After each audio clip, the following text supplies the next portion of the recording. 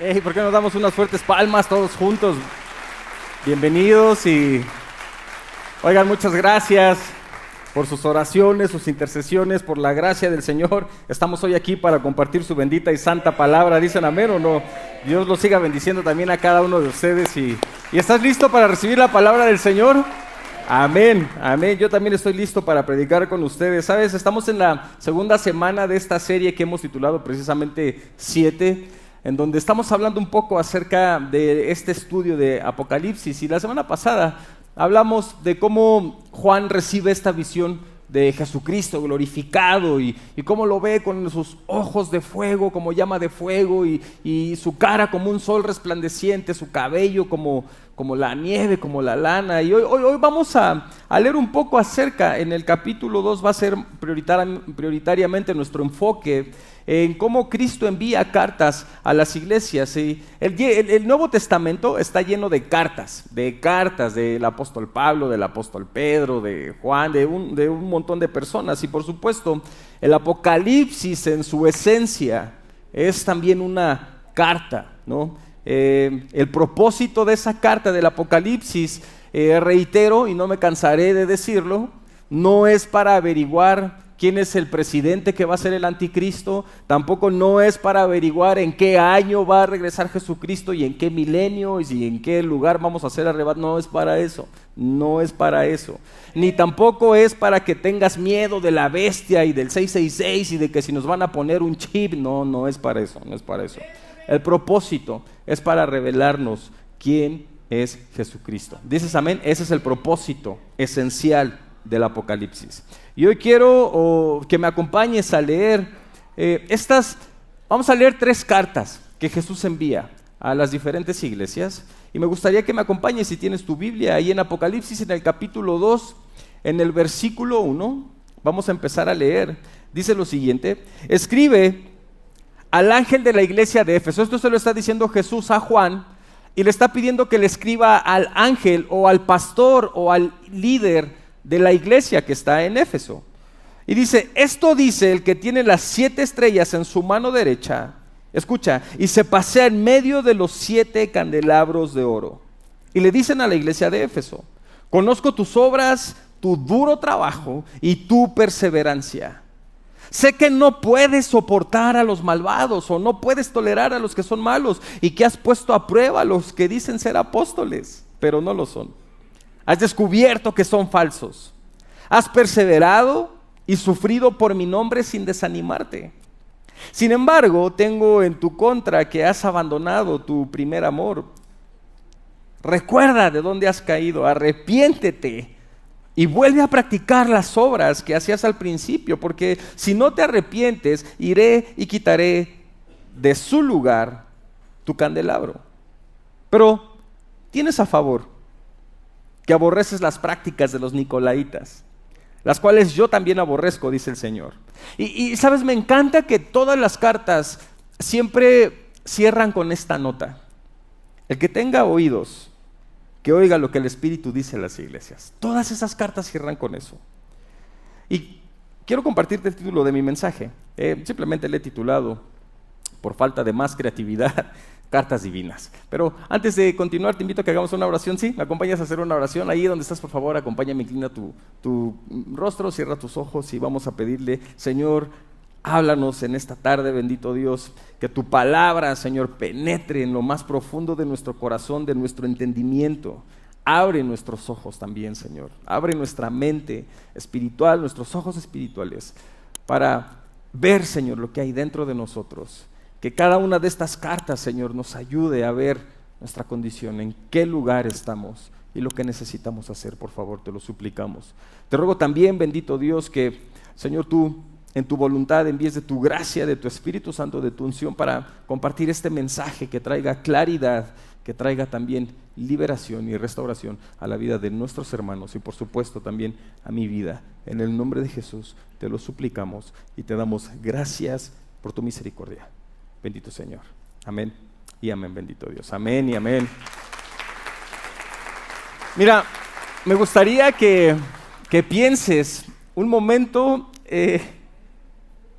¿cómo fue tu tiempo cuando te casaste, los primeros meses después de casarte, donde todo es nuevo, donde todo es increíble, donde todo es wow, donde todo es quiero estar con mi esposa, estoy recién casado y te mandan un mensaje, te vas al trabajo y en milisegundos lo abres y mi amor, ¿cómo estás? Y bien, y ya te extraño, bro. O sea, no has ni llegado a tu trabajo, te escriben y ya estás con te extraño y emoji de carita con ojos llorosos o no sé lo que sea que le pongas, ¿verdad? O tu manita así de te amo, lo que sea. Y yo te amo más y te voy a esperar con tu comida deliciosa y todo es miel sobre hojuelas. La verdad es que todo es increíble. Gracias a Dios, después de 7 años, la relación con mi esposa sigue siendo increíble, gracias a Dios. De repente llega a enojarse un poquito, pero gracias a Dios me da gracia para contentarla rápidamente, pero sigue siendo increíble. Sin embargo, después de si están separados por 1 hora, ¿no? Aunque sea por 1 hora, se siente como una eternidad y quieres llegar a casa para abrazarla, para, no sé, darle sus besitos, y si te gusta darle besitos a tu esposa. Estoy diciendo esposa, no novia, ¿ok? De esposa, no quieran tomarlo a su conveniencia. Planean citas, ¿no? Salidas de cine, Netflix y pizza, o para no decir Netflix and chill, pero bueno, ya lo dije, pero de todas formas ya son esposos y haces el súper juntos. Todo esto es romántico, pero a mí me encanta ir con mi esposa al súper. Yo no sé cuántos de ustedes van al súper con sus esposas, pero a mí me encanta hacer las compras con mi esposa y escoger la fruta y saber si esta está madura o si no. Hay esa pasión, esa intención, esa conexión, pasar tiempo. Por ejemplo, el día martes es el día de Pau y mío. O sea, escogemos ese martes para simplemente ella y yo salir, ir al cine, a lo mejor ver una película. Y claro, no todo el santo día, pero por lo menos un tiempo intencional donde decimos, ¿sabes qué? Queremos estar juntos tú y yo. Ponemos a dormir a nuestros hijos, ya que dejen esas criaturas de estar molestando, ¿verdad? Rebeldes, y nos ponemos a dormir y nos vamos a ver una película o vamos a cenar nosotros dos, y es increíble, ¿no? Pero hay esa intención. Sin embargo, después de algunos años, la verdad es que también he notado en muchos matrimonios que llega la rutina, llega el cansancio, los hijos, la escuela, los estudios, el tráfico, y entonces empieza a entrar una frase que a veces todos la adoptamos, el ya veremos. Vamos a salir a comer, ya veremos. Vamos a ir al cine o vamos a ir, no sé, a algo de compras juntos, ya veremos, ¿no? A veces te preguntan tus hijos, papá, ¿podemos ir aquí? Pues si tengo tiempo. Ya cuando llega un día ya te das cuenta que ya no hay mensajes bonitos, ya no hay citas, no hay ramos de rosas, no hay cartas, no hay flores, no hay nada de eso en el matrimonio. No en todos, pero en la gran mayoría. Y el problema es que el cariño sigue ahí. No es que no haya cariño, ahí sigue, pero la situación es que se volvió costumbre todo. Se volvió algo normal, y lo más trágico es que ya no duele no estar cerca. Al contrario, la esposa ya da gloria a Dios que se tarde más en el trabajo y que no esté aquí de mal humor. Así descansa él y descanso yo también, dicen por ahí. Pero la pregunta es, ¿por qué pasa eso? ¿Por qué sucede este alejamiento? ¿Por qué ya no es lo mismo? Y al final podemos darnos cuenta, porque lo que no se alimenta muere. Se enfría. Lo que no se tiene cerca empieza a enfriarse. Lo que no se cultiva, de pronto, ¿sabes? Se muere. Lo que no se protege, se pierde también. Y te pongo este ejemplo, aunque sea quizás muy común para todos nosotros, porque eso mismo veo que le pasó a la iglesia de Éfeso. O sea, Jesús los está elogiando en el versículo 2, si ves ahí en tu Biblia, les dice, hey, yo conozco tus obras, es decir, yo sé lo que tú estás haciendo. Conozco tu arduo trabajo. No le está diciendo a una iglesia que es floja, no, tú trabajas, te esfuerzas y perseveras. O sea, Éfeso no era una iglesia floja, no eran herejes, si querías ver una iglesia sólida, es Éfeso. Éfeso es una iglesia en serio, no de las que aparentan.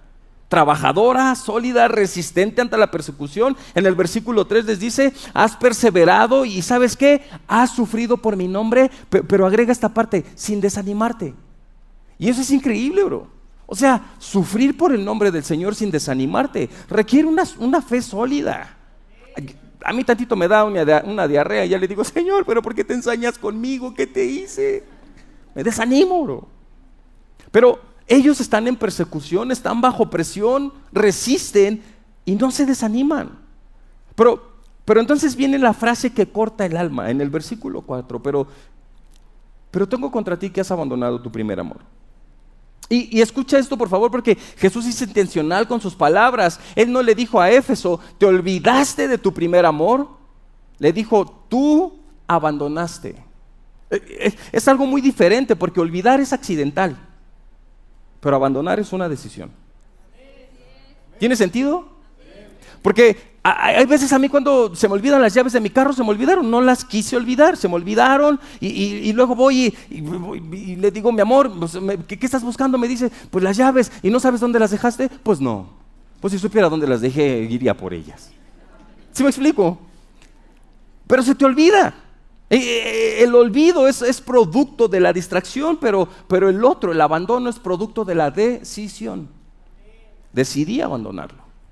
Y esto para mí lo que resulta penetrante en el alma es que Jesús no les está diciendo te olvidaste, les está diciendo abandonaste, lo dejaste intencionalmente, a propósito, tomaste la decisión de dejarlo. Y qué duro es esto y qué triste podría ser, porque ellos podrían estar haciendo todo bien, Iglesia Zoe podría estar haciendo todo bien, pero al mismo tiempo haber perdido lo esencial, que es el corazón apasionado por Cristo. Eso es lo esencial. Eso es lo esencial. Podríamos estar haciendo quizás bien la alabanza, bien la adoración, estamos recibiendo bien a las personas, estamos quizás esforzándonos por servir a nuestro prójimo y probablemente Jesús nos diría, ¿sabes qué, Iglesia Zoe? He visto que estás avanzando, que no te has desanimado, que confías en mi nombre, pero se te olvidó por qué haces las cosas. Y lo estás haciendo por quedar bien, no porque me amas a mí. Estás sirviendo porque te gusta el servicio, no porque amas al Dios al quien tú sirves. ¿Dices amén o no dices amén? Eso es increíble. Ese es el punto esencial. Y surge una pregunta que, no sé, a mí me deja sin palabras. ¿Cómo puedes servir incansablemente a Dios y olvidarte de Dios? ¿Cómo? ¿Cómo puedes estar sirviendo al Rey de Reyes con todas tus fuerzas, con todo tu ser y olvidarte de Él? Porque es muy fácil. Es muy fácil confundir servicio con fidelidad. Es muy fácil confundir actividad en la iglesia con amor a Dios.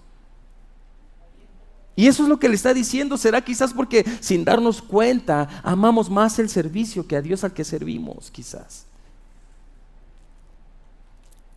Y pienso que a veces sin darnos cuenta no vemos que es fácil sustituir intimidad con actividad. Y a veces creemos que porque estamos activos en la iglesia tenemos intimidad con Dios, pero nada va a suplir la intimidad en tu casa, en tu habitación que tengas con Dios. Nada lo va a suplir. Si vamos a aplaudir todos juntos, nada. Y a veces nos pasa como en el matrimonio. Empezamos sirviendo porque amamos, porque decimos, sí, Dios te amo, y eso es lo que nos impulsa a servir. Pero si no tenemos cuidado, terminamos sirviendo para, escucha esto, para sentir que valemos algo en la iglesia. Ese termina siendo nuestro sentido de servir. Y me parece increíble a veces que hay personas que no pueden ver su vida en una iglesia sin servir.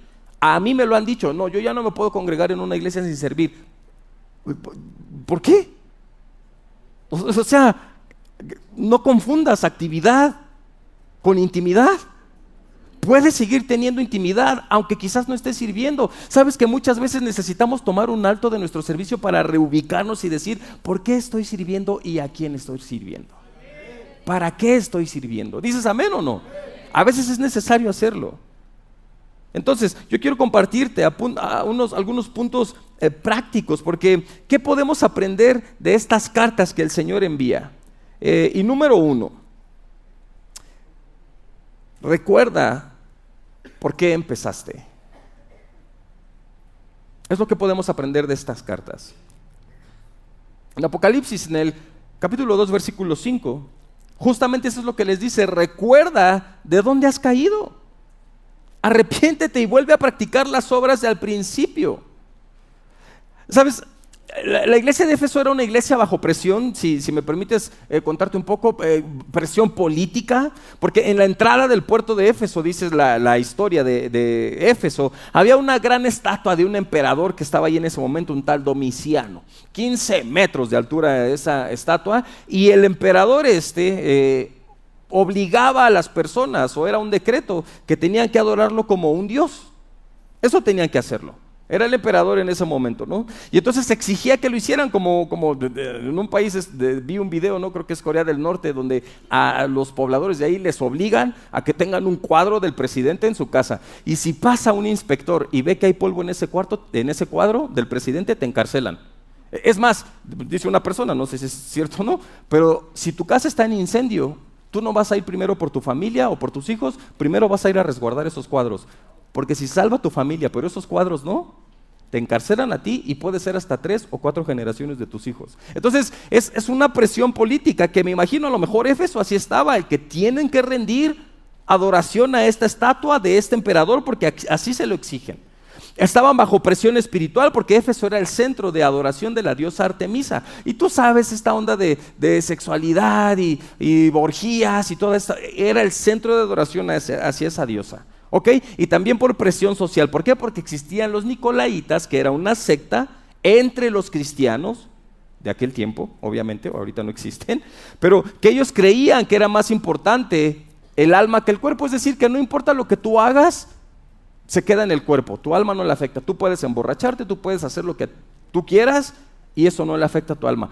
Eso era el pensamiento de los Nicolaitas. Entonces ellos estaban sobre esa presión, esta iglesia, sobre esas 3 presiones, pero al igual que hoy que tenemos esta presión en el mundo, presión de ideologías, que tenemos que creer lo que nos están diciendo acerca de lo que es la familia, de lo que es la sexualidad y te tienes que callar y aceptarlo porque si no, igual pueden encarcelarte o pueden censurarte o pueden cancelarte, lo que sea. Estamos bajo esa misma presión. Pero la iglesia de Éfeso resiste. Y sufrieron por Jesús. ¿Fueron encarcelados? Sí fueron encarcelados. ¿Fueron martirizados? Fueron martirizados. ¿Fueron rechazados en las plazas por otras comunidades? Por supuesto, por el nombre de Cristo. Pero aún así, abandonaron su primer amor. La pregunta es, ¿cómo lo recuperamos ese primer amor? Porque puedes ser perseguido y resistir la persecución, pero aún así que tu primer amor no sea Cristo, que lo hayas perdido. Entonces, la cuestión, porque quizás me voy a tardar un poco más de lo usual, pero no quiero tardarme tanto, ¿cómo podemos recuperarlo? Número 1, poniendo en orden tus prioridades, porque tus prioridades van a determinar a quién amas. ¿Dices amén o no? Y hay 3 cosas que resumen, no te las quiero leer todas, pero tú lo puedes leer, te voy a pasar la nota en Hechos, en el capítulo 2, del versículo 42 al 47. De ahí voy a sacar esto. 3 cosas que tenían los primeros cristianos. 3 cosas que puedo ver que la iglesia primitiva, los primeros cristianos hacían. Y si quieres ponerlo como punto 1, inciso A. Número 1, tenían comunión con Dios. Ahí es lo que dice en Hecho, tenía comunión con Dios, es decir, dice que perseveraban en la doctrina o en las enseñanzas de los apóstoles. Perseveraban en la oración y en alabanzas. Querido, que sea una prioridad todos los días en tu vida donde dices, voy a aprender de la palabra de Dios. Dios me va a hablar. Voy a abrir mi Biblia, la voy a leer, la voy a subrayar, voy a tomar notas de mi pastor, voy a orar, voy a leer absolutamente todos y cada uno de los días, un versículo, 2 versículos, pero que sea un hábito en tu vida. Si vamos a aplaudir todos juntos, un hábito. Que puedas regresar a ese primer amor, a esa primera intención. Otra cosa que tenían es que tenían comunión con la iglesia, y escucha, esto es importante, no solo ir a la iglesia o a congregarse, sino que tenían comunión con los congregantes, porque dice que partían el pan juntos, tenían amistad, comían juntos. ¿Sabes? Hay algunas personas o congregantes que dicen, no, yo tengo comunión con Dios, pero con la iglesia no, porque son unos horrendos en la iglesia. Sí, tú también estás y eres horrendo, pero así te queremos. Así te amamos también, así convivimos contigo también. ¿Dices amén o no? Así igualmente. O sea, pero escucha, la cuestión es que no podemos decir tengo comunión con Dios, pero no con su iglesia. ¿Por qué? Mira, en el versículo 4 te voy a leer la Nueva Traducción Viviente. Si ahí la tienes en tu Biblia vas a poder cotejar que es correcto. Dice lo siguiente: pero tengo una queja en tu contra. No me amas a mí, escucha, ni se aman entre ustedes como al principio. ¿Te das cuenta cómo para Cristo es tan importante la comunión con Él, pero también con tus hermanos? El apóstol Pablo también dice, no dejando de congregarse como algunos tienen por costumbre. Es importante la comunión entre nosotros. Está bien padre que llegues a la iglesia a lo mejor y después te retires si tú quieres, pero que poco a poco empieces a convivir con alguien, a lo mejor a saludar a alguien, que salgas de tu rutina de aislamiento espiritual, emocional, y que de repente seas un poco más abierto. Y vas a ver la gran bendición que es el llevar las cargas unos a otros. El amarse unos a otros, el tolerarse unos a otros, el orar unos por otros. Y eso es reconfortante, es vivificante, pero sobre todo es lo que a Dios le agrada, es lo que Él pide de nosotros. Escucha esto, solo porque la iglesia o alguien en la iglesia te lastimó, no significa que tienes que abandonar tu conexión con la iglesia. ¿Qué fue lo primero que hizo Jesús cuando lo crucificaron? Fue ir a comer con sus discípulos, a compartir alimentos. ¿Sabes? Él pudiera haber dicho, no, me crucificaron, me entregaron, me negaron, sí hicieron todo eso, pero los perdoné y fui a convivir con ellos. Fui a comer con ellos, fui a estar con ellos. Entonces entiendo que la iglesia te haya lastimado a alguna persona, el que digas no quiero venir porque allí en la iglesia como son, es que estás acercándote a la iglesia desde una percepción egoísta de lo que tienen que hacer por ti, pero no de lo que tú tienes que hacer por los demás. Y eso cambia nuestra perspectiva completamente. Tener comunión con Dios, pero también tener comunión con la iglesia. Y quiero compartirte el número 3, o inciso C, para que no se confunda con mis puntos principales. Tenían compasión con todos. Es decir, estos cristianos de primeros o de la iglesia primitiva, no quiere decir que primitivos porque estaban como arcaicos o no sé, no, sino porque era la primera iglesia. Eran generosos, dice. Es decir, esta gente vendía sus terrenos, vendían sus posesiones para ayudarse unos a otros. Para que la iglesia pudiera ayudar a más personas. Es decir, se ayudaban mutuamente. No solamente es que no, esto es mío y no te lo comparto. No, todos. ¿Te imaginas qué comunidad tan chévere en ese tiempo? De que si alguien veían que estaban en necesidad, todos aportaban para que esa persona no tuviera necesidad.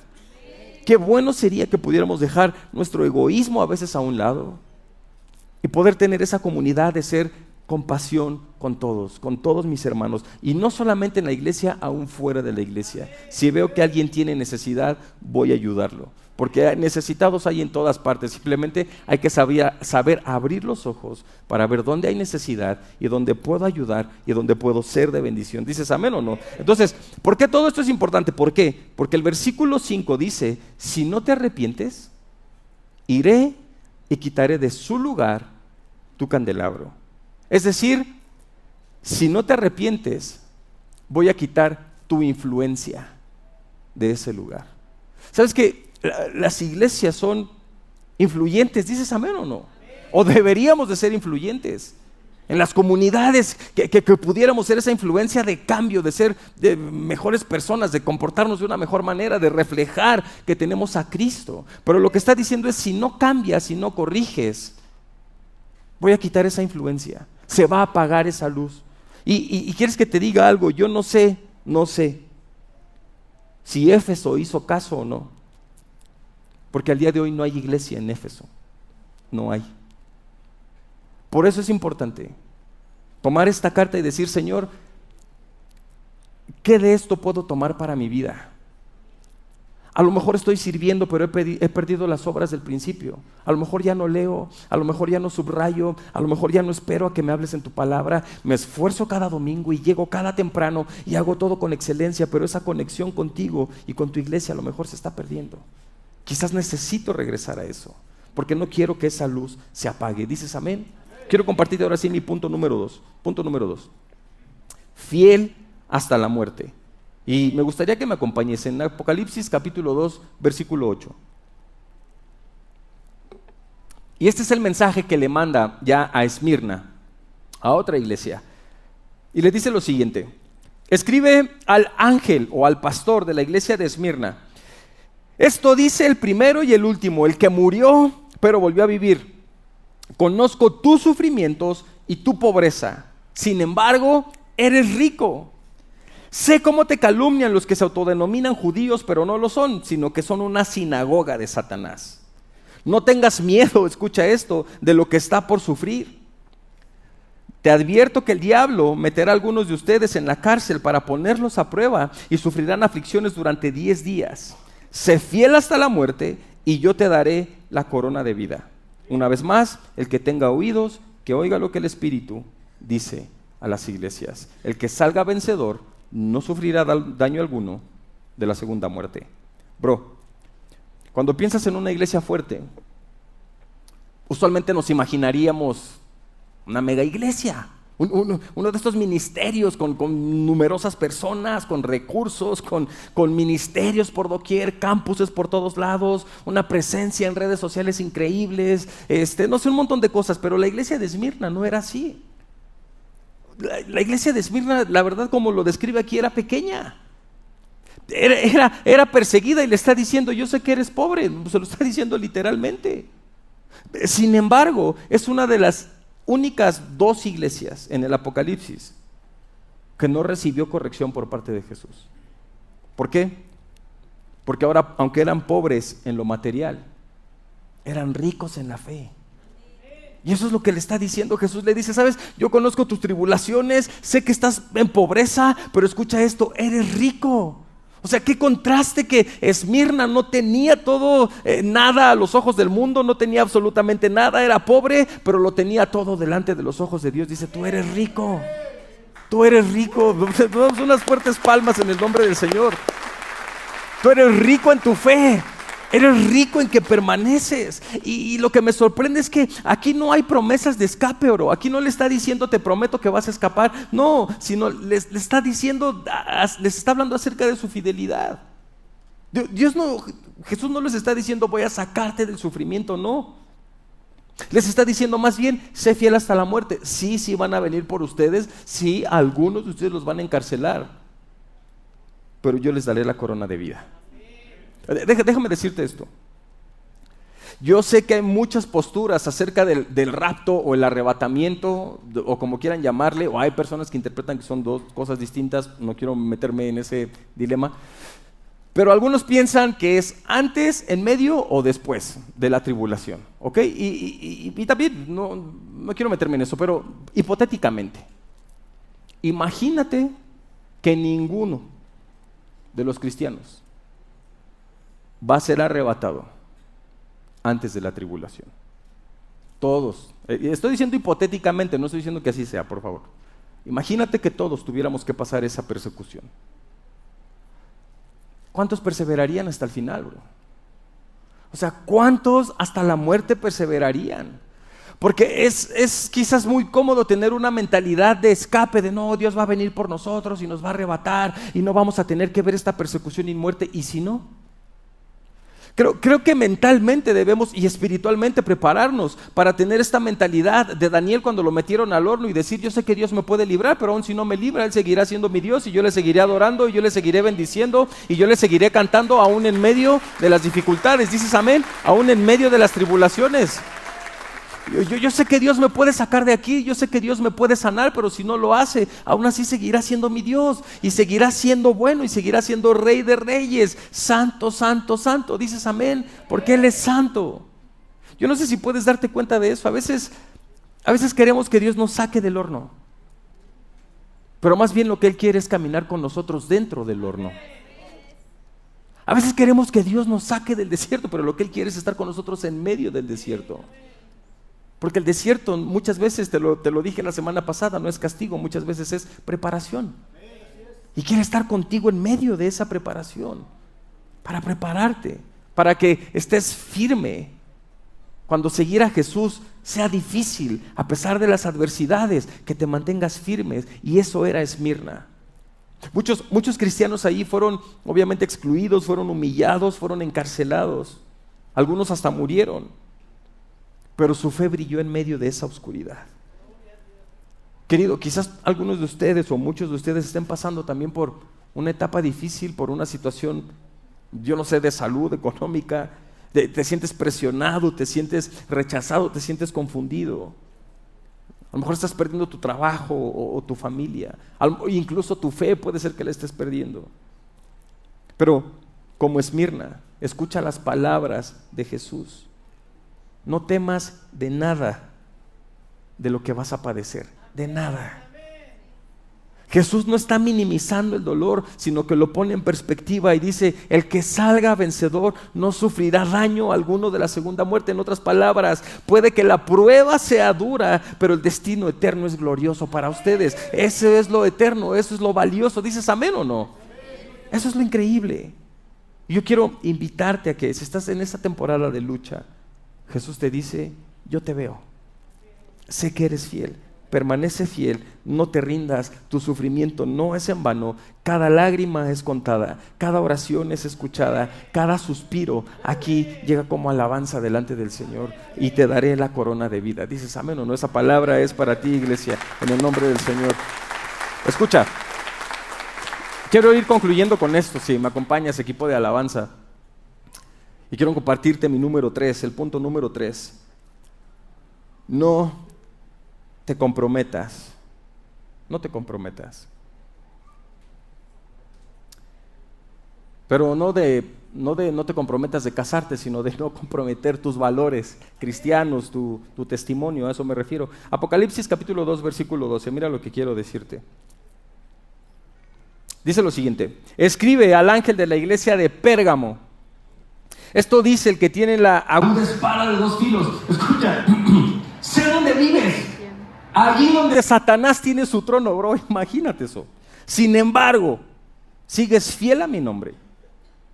Me voy a saltar al versículo 14. Pero tengo unas cosas en tu contra. Toleras ahí a los que se aferran a la doctrina de Balaam, el que enseñó a Balac a poner tropiezos a los israelitas, incitándolos a comer alimentos sacrificados a los ídolos y a cometer inmoralidades sexuales. Esa es la doctrina de Balaam.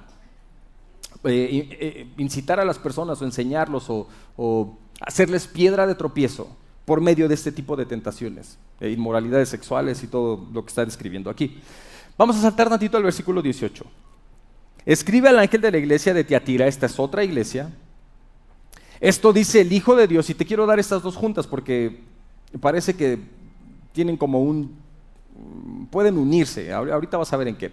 Esto dice el Hijo de Dios, el que tiene ojos que resplandecen como llamas de fuego y pies que parecen bronce al rojo vivo. Versículo 19, conozco tus obras, tu amor, fe, servicio y perseverancia. O sea, esta iglesia tiene todo esto.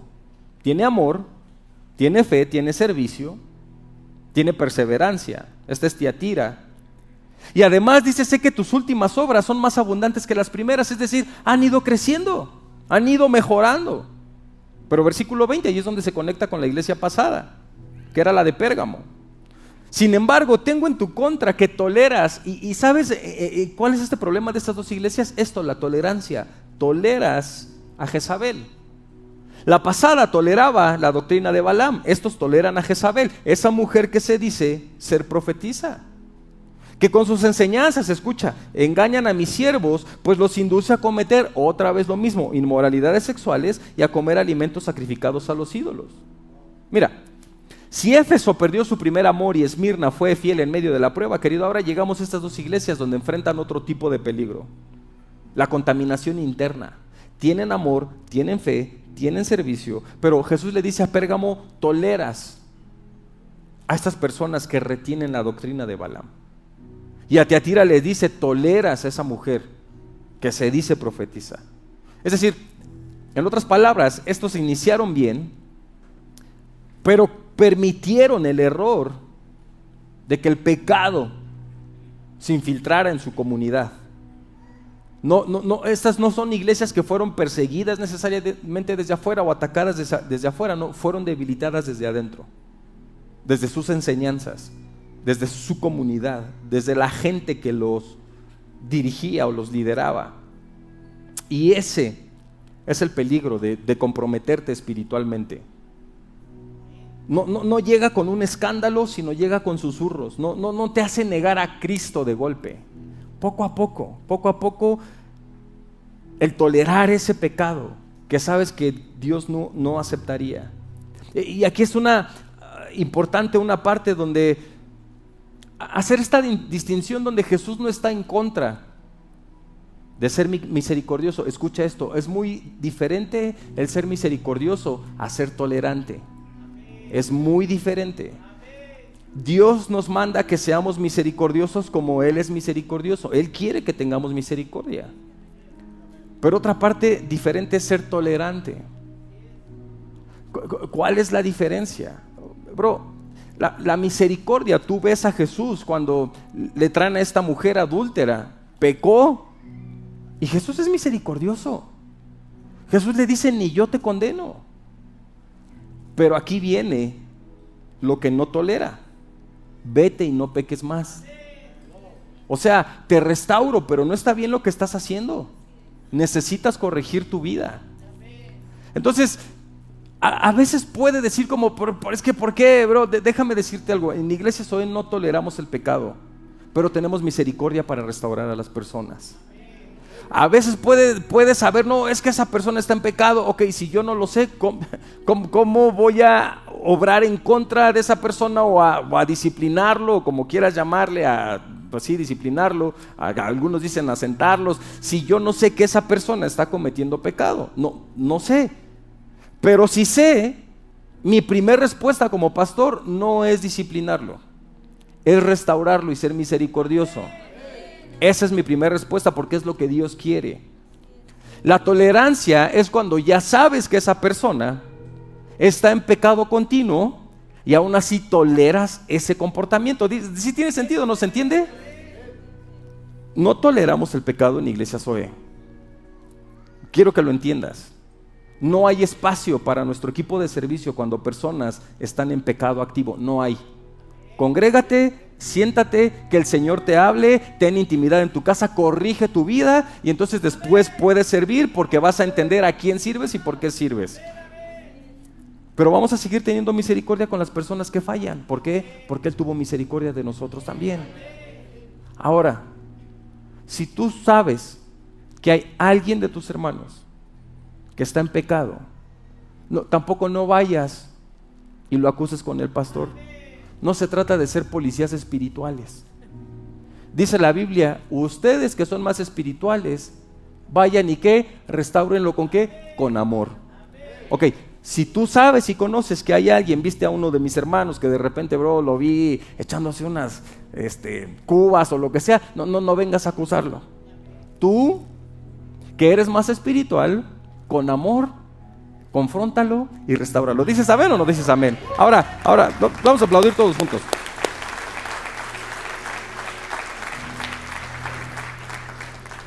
Ahora, si continúa, entonces sí, como dice la Escritura, ¿verdad? Llamen a 2 o 3 ancianos y hablen el tema, y bueno, ahora sí que sea disciplinado. Pero lo que voy es, seamos misericordiosos. Seamos misericordiosos. La misericordia dice, ¿sabes qué? Lo que haces está mal, no está bien, pero yo estoy aquí contigo mientras luchas contra ese problema. Eso hace la misericordia. La tolerancia, por otro lado, ve el pecado de la persona y dice, yo no sé, ese no es mi problema. Eso es tolerancia. No tenemos que permitir eso en nuestra iglesia. Esto también nos confronta hoy. Vivimos rodeados de un montón de ideologías, de influencias, de estilos de vida, de un montón de cosas que se alejan del evangelio, se alejan de la palabra de Dios. ¿Estamos dejando que el mundo moldee nuestra fe o estamos permitiendo que Cristo nos transforme desde adentro para cambiar el mundo a través de nosotros? ¿Qué es lo que estamos dejando? Por eso Jesús cierra con un llamado directo: el que tenga oídos, oiga lo que el Espíritu dice a las iglesias. ¿Sabes? Estas cartas no son una historia antigua. Bueno, sí son, pero no solamente es eso. ¿Sabes qué es? Es un espejo que tú puedes poner enfrente y decir, esto es lo que tengo, esto es lo que me falta, esto es lo que estoy tolerando en mi vida. En aquel tiempo esas cartas se dirigieron a las iglesias, pero el día de hoy el Señor las está dirigiendo a nuestros corazones. Y ya quiero invitarte en eso. ¿Qué carta de estas que leímos describe mejor tu vida? Esa carta de, hey, vuelve a tu primer amor. ¿Sabes que estás sirviendo incansablemente? Estás haciendo todo por Zoé, estás produciendo todo súper bien, estás haciendo audio increíble, pero has perdido el por qué haces las cosas. Has perdido ese primer amor. O quizás la carta para ti es, permanece firme en la prueba. Estás pasando la prueba, yo lo sé y te he visto, pero permanece firme, porque si sales vencedor te daré la corona de vida. O quizás la carta para ti es la de no te comprometas espiritualmente, no comprometas tus valores. No te comprometas con esos pecados que Cristo ya venció en la cruz del Calvario, no lo hagas. Cada uno examínese, tome su parte y te invito a que oremos y seamos despedidos y le digas, Señor, examina mi corazón. Gracias por sintonizarnos. Deseamos que hayas disfrutado este mensaje. Si fue así, suscríbete y comparte este podcast para poder alcanzar a más personas. Agradecemos a cada uno de ustedes que forman parte de esta familia Zoé.